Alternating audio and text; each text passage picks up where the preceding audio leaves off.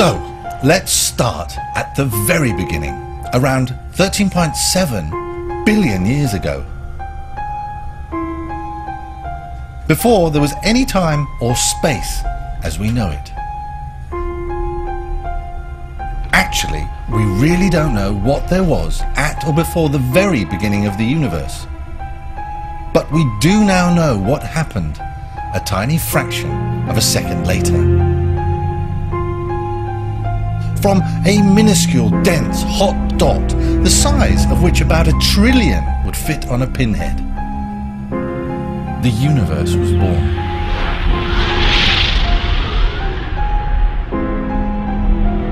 When it came to be, it unleashed an unbelievable amount of energy, and for a brief second it expanded faster than the speed of light, growing to the size of a galaxy. It was so hot and so pressurized that all the basic forces of nature we know today were unified. But very quickly, gravity broke away as the pressure began to drop. This was then followed by the electromagnetic, the weak nuclear and the strong nuclear forces. This splitting of the major forces released even more latent energy into the system. And at these very, very high temperatures, energy can actually be converted into matter, according to E equals mc squared. That's energy equals matter multiplied by the speed of light squared.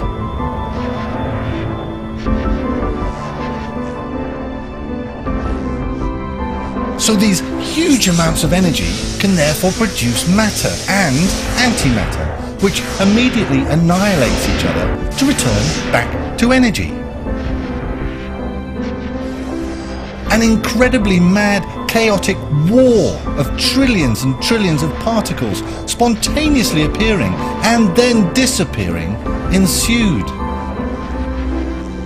But this process was, for reasons unknown, not perfect. And some residual matter particles, about 1 in a billion, remained. And this makes up all the stuff we have today.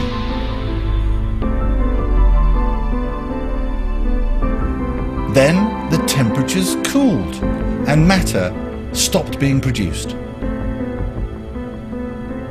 The universe was filled with a dense, hot, fog-like plasma of energy and matter particles, consisting mostly of hydrogen, some helium, and a very small amount of lithium.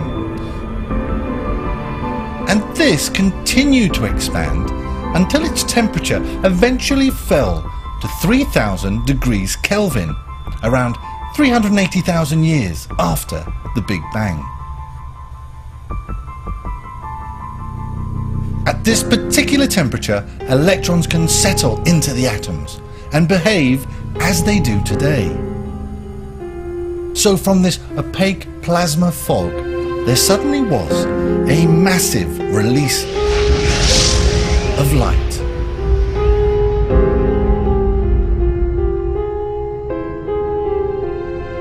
The universe continues to expand today at an increasing rate and is 1,000 times bigger, and subsequently dividing its earlier temperature by 1,000 is now only 3 degrees above absolute zero.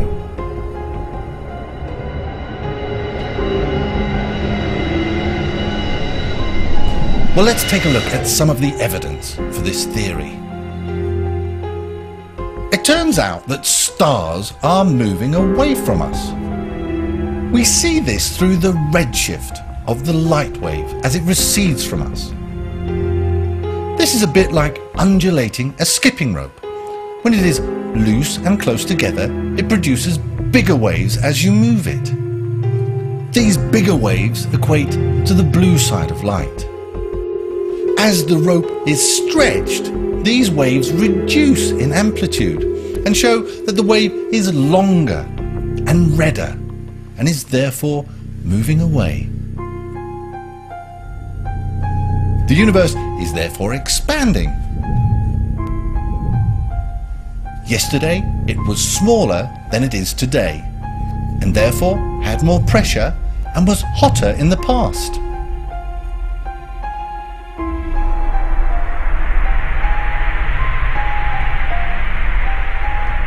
When we take these measurements back over billions of years, we reach a point where the universe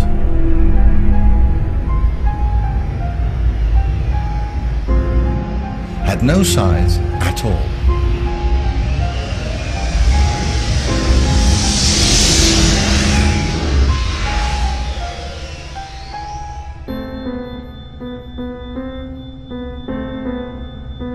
The moment of light release, 380,000 years after the Big Bang, would have left an extended, even flatter light wave, a microwave.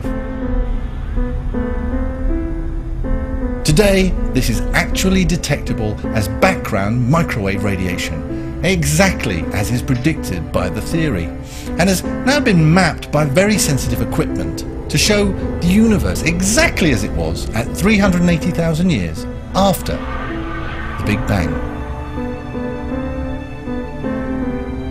This is often referred to as the smoking gun, as it confirms the basics of the Big Bang theory as fact.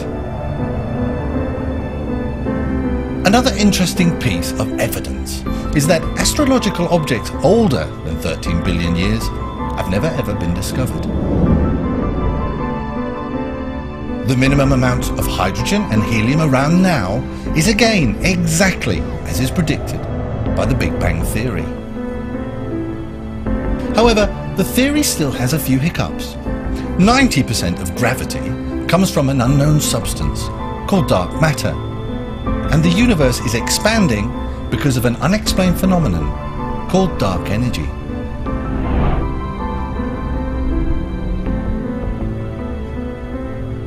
We still have not directly detected either of these and do not know exactly what they are.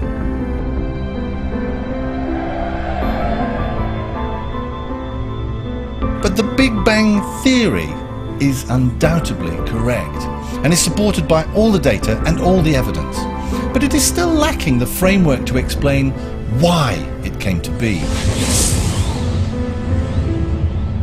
and seems to be only a true part of a currently undiscovered broader theory.